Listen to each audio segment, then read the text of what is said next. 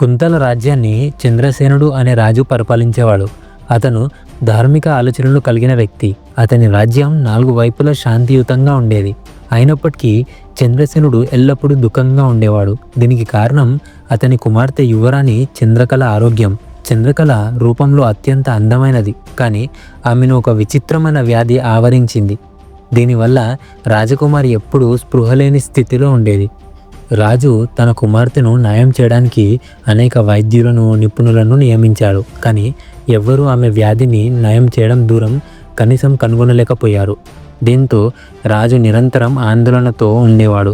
అతని ప్రయత్నాలు విఫలమైన తర్వాత రాజు, నా కుమార్తెను నయం చేసిన వ్యక్తికి ఆమెతో వివాహం చేస్తాను మరియు నా రాజ్యంలో సగం ఇస్తాను అని ఒక ప్రకటన జారీ చేస్తాడు.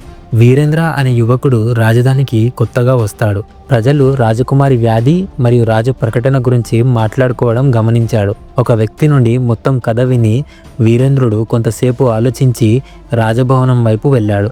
వీరేంద్ర రాజమహల్లోకి వెళ్ళినప్పుడు అక్కడ చాలామంది వైద్యులు, హకీంలు రాజకుమారిని న్యాయం చేయడానికి ప్రయత్నిస్తున్నట్లు చూశాడు.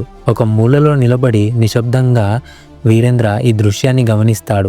సాయంత్రం సమయం అయినప్పుడు అందరూ వైద్యులు, హకీంలు ఒక్కొక్కరిగా అక్కడి నుండి వెళ్ళిపోయారు.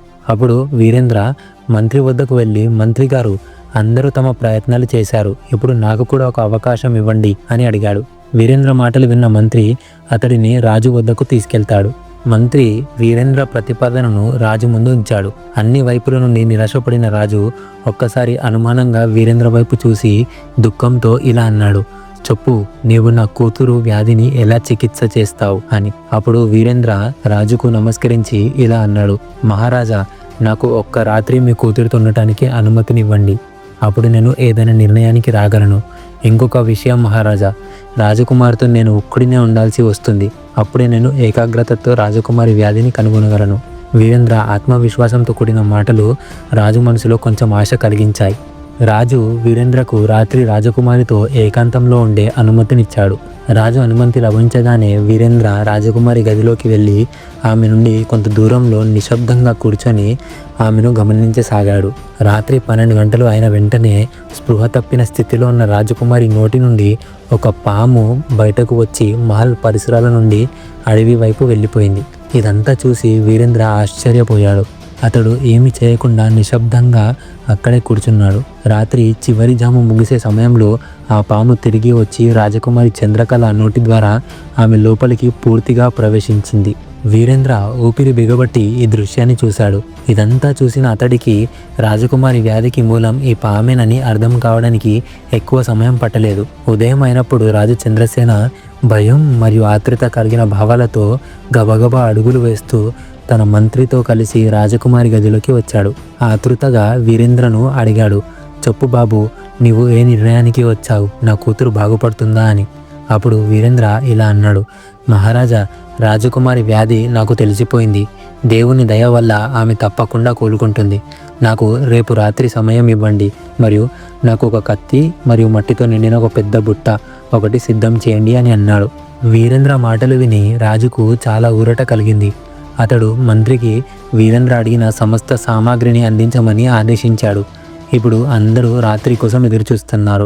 ఆ రాత్రి వీరేంద్రుడు పూర్తి సన్నాహాలతో పదునైన కత్తితో రాజకుమారి గదిలో కూర్చున్నాడు. రాత్రి 12 గంటలకు సర్పం బయటకు వచ్చిన వెంటనే వీరేంద్రుడు వేగంగా దాడి చేసి సర్పాన్ని 2 ముక్కలుగా నరికి ఆ ముక్కలను బుట్టలో వేసుకొని సూర్యోదయాన్ని కాకముందే అడవిలోకి తీసుకువెళ్ళి అగ్నికి ఆహుతి చేసి తిరిగి రాజభవనానికి వచ్చాడు. ఉదయం అయ్యేసరికి వీరేంద్రుడు చంద్రకళను లేపినప్పుడు సర్పం ప్రభావం తొలగడంతో ఆమె స్పృహలోకి వచ్చి లేచి కూర్చుంది. ఆమె ఎంతో ఆరోగ్యంగా కనిపించింది.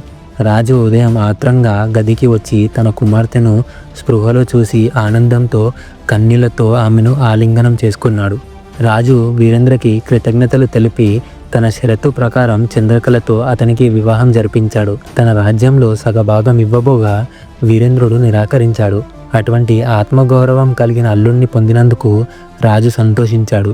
అతడు వీరేంద్రకి సిరి సంపదలు ఇచ్చి చంద్రకళతో అతన్ని తన సొంత నగరానికి సాగనంపాడు. ఇక్కడితో మా ఈ వీడియో ముగుస్తుంది. మీకు గనక ఈ వీడియో నచ్చినట్లయితే లైక్ చేసి మీ ఫ్రెండ్స్కి షేర్ చేయండి. అలాగే మా ఛానల్ని సబ్స్క్రైబ్ చేయడం మర్చిపోవద్దు. Thank you.